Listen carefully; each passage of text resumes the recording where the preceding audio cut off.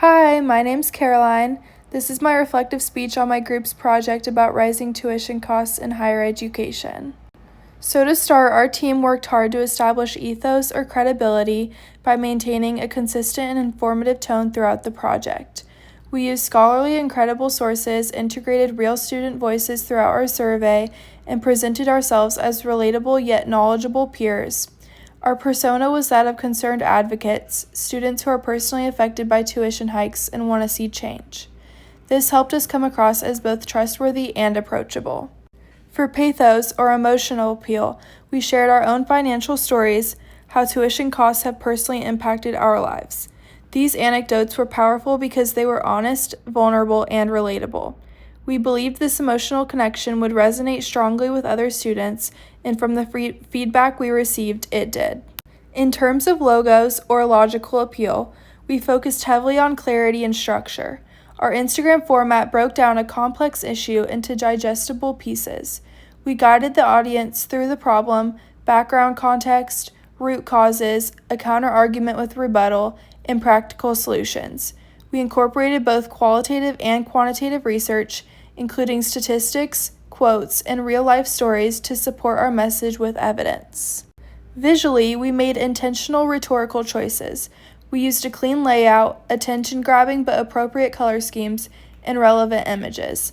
Our posts balanced seriousness with a sense of hope.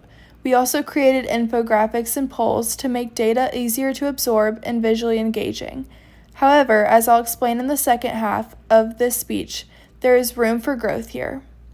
We surveyed over 15 individuals, most between 18 and 22 years old, our target demographic of college students.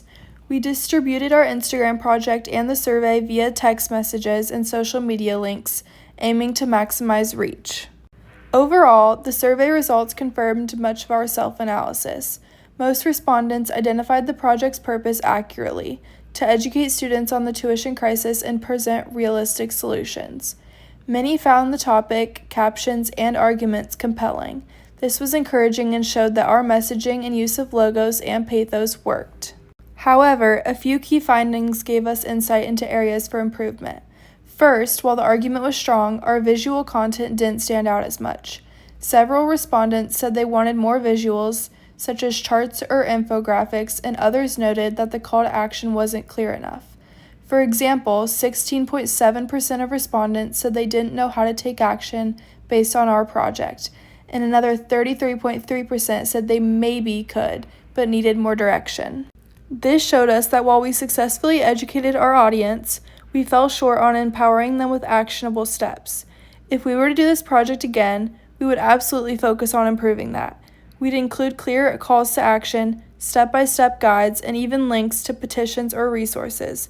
We'd also boost our use of data visualization, adding more statistics, charts, and concise visuals to drive key points home more effectively. Despite these challenges, it was rewarding to hear that nearly everyone felt educated by our project. Several also commented positively on our choice of Instagram as a platform, saying it made the content more accessible and relevant. In conclusion, our project succeeded in many ways.